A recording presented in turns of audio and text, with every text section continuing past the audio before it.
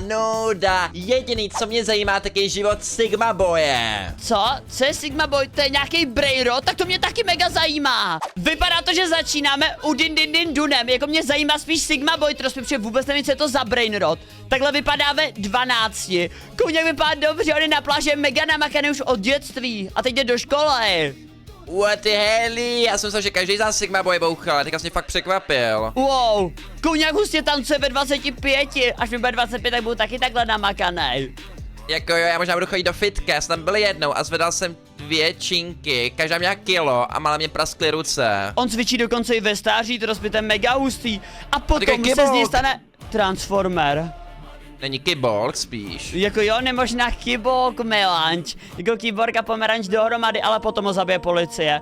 No, la policia, no! No, rip u Dun. A dožije se 183 a pak umře z hněmu pomeranč. Odpočije v pokoji u ne. On je v nebi, on se asi modlil. Jo, já se každý večer modlím, takže doufám, že taky až za 150 let umřu, tak budu v nebi s Dunem. Teď tady máme Trippy Tropy. On se narodil v roce 2017, on je nejmladší ze všech brainrotů. A ve 3 vypadá takhle. On si to užívá. Jako já bouchale potom, co jsem zjistil, že existuje Trippy Tropy, tak jsem přestal jíst krevety, protože nemůžu sníst Trippyho Tropyho, že jo? Jako já, no. Já jsem mě říkal, že bych chtěl podvodní kočku, ona mi řekla, že jsem se zbláznil. Tak jsem jí ukázal Trippy Tropy a ona mi dala na zadek, že si vymýšlím blbosti. Co, tvoje máma nezná Trippy Tropy? Nezná, koukni se, takhle vypadá, že už je starší. A v roce 2077, takže mu je asi 60, už je na půl kyborg a chodí takhle po vodě, to je pan mega vtipně, to je splní kyborka, kočky a krevety. Rip, Trippy Tropy, RIP. Ona umřela, ne, teď až umřela doopravdy v roce 2103. Teraz my půjdeme najít tahle ta mrtvola pod vodou a dáme si tu kostru na skříň. Na večeři? Já můžem bouchel, ale já jsem moc dobře potápět, tak můžu jít s mým tátou. Můžeme si zaspat nos prostě takhle prstama, natečem voda do nosu trospy a pak odletěla do nebe. Koukej se, teď je tady Garamaraman a to je jakoby solnička a med a společně jsou hrozně dobří. Na Garamaraman, Garamaraman. To je jak my dva na pláži. Právě, jsou taky nejlepší kámoši. Ale proč se tak mračí, nevíš? Oni možná jdou pozdě do školy. Jako nevím, trospě, ty jsi slanej a já jsem hrozně sladký. Já jsi takový sladě už bouchala. Díky. Kovňák spolu hustě tancují, takhle tancuje 25 a ve 34 už prostě jenom chillujou na pláži a nic nedělají, oni mega rychle stárnou. Jo, oni hlavně mega dobře chillujou, mně přijde. A tady už jsou kybokmet a kyboksu a běží někam po městě a pak je, proč všechny chytne policie trospy? Já doufám, že tam bude někdo, třeba ten tvůj Sigma Boy, což nevím, co je za brainrot, že ho policie nezastaví. Ale Sigma Boye nejde zastavit, on je nezastavitelný. Jakože všechny tyhle brainroty jsou oproti Sigma Boyovi mega trapný. No tak to mě fakt zajímá, oni jsou v nebi, já. Jak až umřu v nebi, tak tam budu chillovat s Dunem, Sigma Boyem, tralelero, tralalem a všema po boku.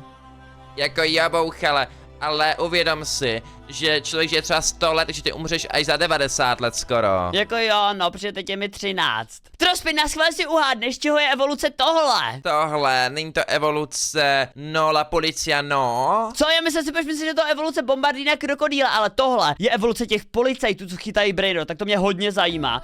Protože jako já je nesnáším, já je nenávidím! Já je taky úplně nenávidím, bouchle. Já si myslím, že oni by neměli být policajti, ale sami by měli jít do vězení. Oni takhle Lavaka, Saturny, to když jim byli 4. Kolik nich musí být nenávisti, trospy? A Udin ve 7 asi. Počkej, on je ale zvlátil Udin. Jo, on je zvlátil. Co Pak se aj na Cappuccino? Cappuccino Assassino, tady už jsou staří, už víš, že mají jako aj knírek. Jo, ale počkej, Cappuccino Assassino je docela mlátí. Potom chytli Saura v 64 trospy. Chudák Saura, on už je prostě starý. Skoro ani nedokáže chodit, oni ho prostě zatknou. A tady je balerína Cappuccina, to je nádherná, ale oni ji hodně tak. Jako já to nechápu, to už jsou prostě všichni kyborkové, protože jsou staří, ale já si myslím, bouchale, že spíš by se jako měli Brainrot postavy spojit a zatnout La Policia. Já doufám trošku, že nepůjdu do nebe, protože tohle si nezaslouží do nebe. Už teď umřeli v roce 2160 a jestli půjdou do nebe i oni, tak je to fakt nefér. Prosím, ať nejdou do nebe. Oni jsou hříšníci, oni nemůžou... Ne. Co? Trošku jako je pravda, že Bůh odpouští všem. Jo, aj bro Patapimovi, aj těm policajtům. Oni aj v Ne, nebi oni jsou zatýkají. ďáblové! Oni vidím. nešli do nebe, oni jsou ďáblové za to, co dělají. Za to, že zatýkají Brainrot, tak jsou v pekle. Oni půjdou do pekla. Tohle si zaslouží to, že zatýkají Brainrot. Teď půjdeme na Trulimerot Luricina. A narodil se v roce 2016, to je stejně skoro jako Mitrospy. Já, jako bouchale, já upřímně Trulimero Trulicia nemám moc rád, protože já se ho hodně bojím. Jako jo, spení kočky a kapra vypadá fajně z Mitrospy. Ale já jí mám rád, že jako nemám moc rád kapry na štědrovečerní večeři, ale miluju kočičky. Jako to máš zase pravdu, no. Div jak tančí bouchal, ona je mega dobrá tanečnice. A tady už stlousla nějaký má obří pupek, to je skoro jako já, ještě že není vidět. Jako jo, no. O můj bože, tady Trulimero, kybok. To je kybok Trulimero Luricina. O můj bože, to je pán mega hustě. A tady, ne, zase ti poldové. Zase jí dostali. Jako... Já nevím, prostě, jako... 12 jsou prostě nejhorší bouchale. Jsou, tady už potom její mrtvola. Takhle leží na pláži a zajímá mě, jestli půjde do nebe pro kočičky nebo pro rybičky. Ona je v nebi pro rybokočičky. Rybokočičky. Yeah. Nebo pro kočka rybičky. Haha, jo, no, a lítá jako andílek, to jsem fakt moc rád. A potom se z ní stala hvězdná soustava. Wow, tohle je hustý, Trospy, tohle je hustý, neříkej, to není hustý. Já se každý večer dívám na hvězdy a hledám tam Trulimero Trulicina. Jako Trospy, tady je Larila, ale kde je ten tvůj Sigma Boy? Bouchale, bude tam, neboj. Kdo si počká, ten se dočká a já už se mega těším. Larila, on mega dobře tance.